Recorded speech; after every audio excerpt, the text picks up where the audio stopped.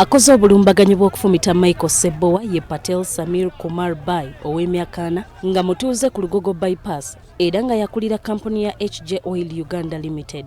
Yali akola n'abayindi abaava wano bage avudde kavule gyakolera najja wano kati mu kujja wano n'ayingira mu office tugenza okulaba nga oli bamusitulayo bamuleeta bamuteeka ku piki bamutwala naye nga amufumise kaso buno obulinga Bennett obutini. Kigambibwa nti wabaddewo obutakkaanya wakati w'abano bombi okumala ebbanga eriwerako okutuusa Omuyindi lwalumbye Sebowa akulira kampuni y'amafuta e Makerere Kikoni bw'atyo n'amufumita Ebiso 2 ku nsingo.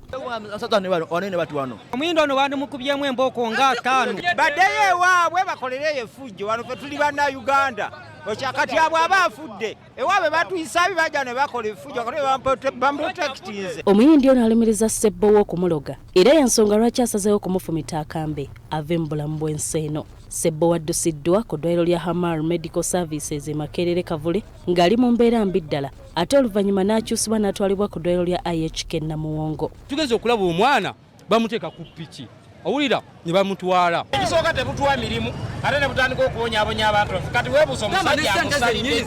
Abeerabiddeko n'agaabwe batubuulidde embeera nga bw'ebadde. Omusaze bulago wano bulago buno bwennyini wano amusalidde ddala omutwe. Ate si kya bwenkanya kulaba nti Omuyindi adda mu nsi yaffe n'adda ku bunnansi n'amusala obulago. Poliisi tebadde ya bwenkanya kuba ekikolwa ekibaddeyo tukivumirira tekibadde kirungi. Amiiko omwogezi wa poliisi mu Kampala n'emiriraano Luko Weyesigire akakasizza obulumbaganyi buno. Kigambibwa olunaku olwajjo okusinziira ku Omuyindi oyo yafunye ebintu ebimusiiwa ku mubiri era najja ng'ateeberezebwa nti Sebowa nga mulozi okugulanagana naye era n'amusala obulago.